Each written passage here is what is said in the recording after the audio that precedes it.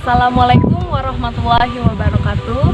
Perkenalkan, nama saya Lina Radita Febriani, NIM 170008025, mahasiswa program studi Pendidikan Biologi Fakultas Keguruan dan Ilmu Pendidikan Universitas Ahmad Dahlan. Video ini dibuat untuk memenuhi tugas proyek mandiri mata kuliah Ekologi Perairan.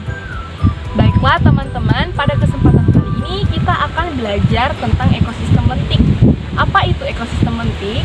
Ekosistem lentik adalah salah satu ekosistem perairan tawar yang mana airnya menggenang sehingga tidak terdapat aliran dan pergerakan massa air. Sekarang saya sudah berada di Kolong Dam 1 Pemali, terletak di Desa Airuwai, Kecamatan Pemali, Kabupaten Bangka, Provinsi Bangka Belitung, yang berjarak sekitar 8,2 km atau kurang lebih 16 menit dari pusat kota. Kolong Dam 1 Pemali merupakan salah satu bendungan yang ada di Pemali. Tidak ada artian khusus terkait pemilihan namanya. Memiliki luas 64 hektar dengan kapasitas penampungan berdasarkan puncak elevasi pada plus 16 meter di atas permukaan laut ialah sebesar 1.594.208,98 meter kubik. Bisa teman-teman lihat kondisi di sekitar perairan Kolong Dam 1 Pemali masih terbilang asri, banyak ditumbuhi oleh tumbuhan hijau.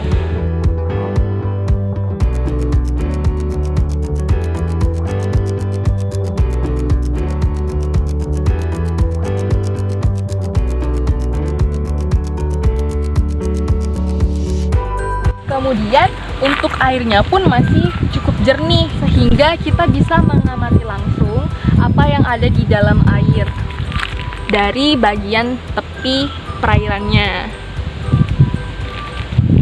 Umumnya perairan seperti ini di Pulau Bangka disebut kolong, yang merupakan cekungan hasil galian tambang timah yang kemudian terisi air.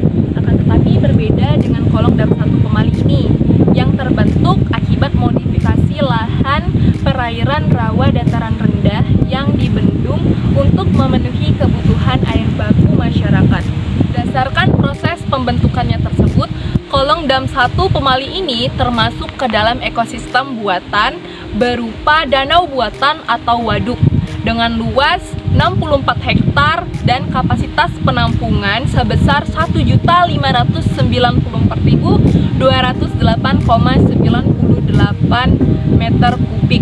Adapun inflow ataupun debit air masuk berasal dari aliran permukaan dan juga air hujan.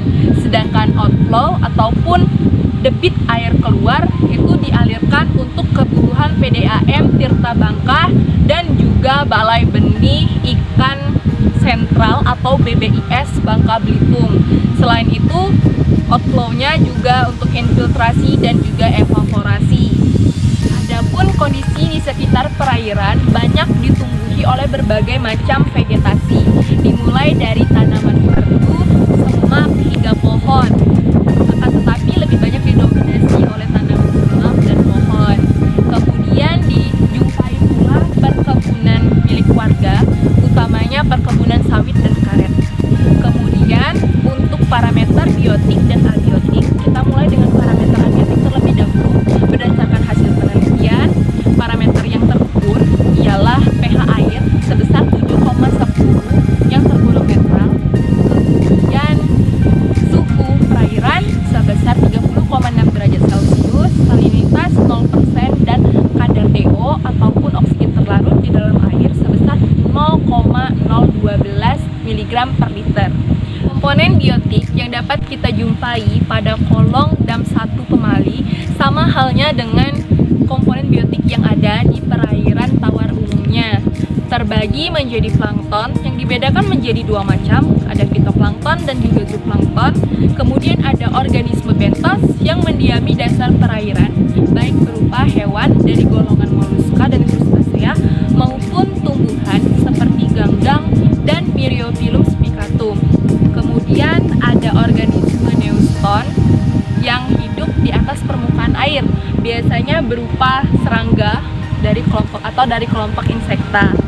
Dan yang terakhir, ada organisme nekton yang hidup bebas atau berenang bebas di dalam perairan, misalnya ikan. Banyak sekali ikan yang dapat kita jumpai di dalam kolong dam 1 Pemali ini, seperti ikan belida yang mendominasi di kolong ini, kemudian ikan dari golongan gabus-gabusan seperti ikan toman. Selain itu ada ikan gurame, ikan betok, ikan sapatung, dan ikan kecil seperti kuntilu. Adapun gambaran rantai makanan yang mungkin kita temukan pada perairan ini ialah fitoplankton dan juga tumbuhan air itu dimakan oleh moluska, krustasea, dan ikan-ikan kecil. Kemudian hewan-hewan tersebut dimakan oleh hewan karnivora seperti ikan toman dan juga ikan belida.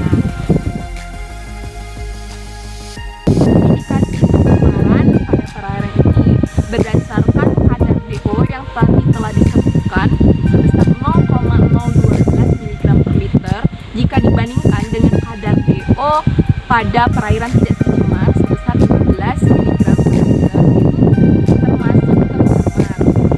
Rendahnya kadar DO ini bisa dikarenakan temperatur perairan yang terlalu tinggi, kemudian karena tidak adanya pergerakan massa air. Mengingat adanya perkebunan karet dan sawit di pinggiran perairan, maka ada kemungkinan bahwa pencemaran dapat terjadi akibat adanya penggunaan kimia yang kemudian terlarut ke badan perairan. Akan tetapi, berdasarkan nilai pH yang sebesar 7,10 itu tergolong netral. Oleh karenanya, kualitas perairan pada kolong dam 1 akan baik. Selain digunakan untuk kebutuhan PDAM dan biogas, kolong dam 1 Pemali juga dimanfaatkan oleh masyarakat sekitar sebagai tempat pemandian dan juga tempat pemancingan. Jadi, dapat disimpulkan bahwa perairan kolong dam 1 Pemali ini merupakan ekosistem buatan berupa waduk yang dimanfaatkan sebagai air baku oleh masyarakat sekitar dengan kualitas perairan yang masih baik sehingga banyak ditemukan organisme perairan, terutama berbagai jenis ikan air tawar. Pesan dari saya untuk kita semua, marilah kita jaga ekosistem perairan kolong dam 1 Pemali ini agar tidak tercemar. Dimulai dengan hal-hal kecil seperti tidak membuang sampah di sekitaran perairan, dan juga bagi para pemilik perkebunan diharapkan untuk mengurangi penggunaan pupuk kimia. Mungkin sekian yang bisa saya sampaikan, semoga bermanfaat. Akhir kata saya ucapkan wassalamualaikum warahmatullahi wabarakatuh.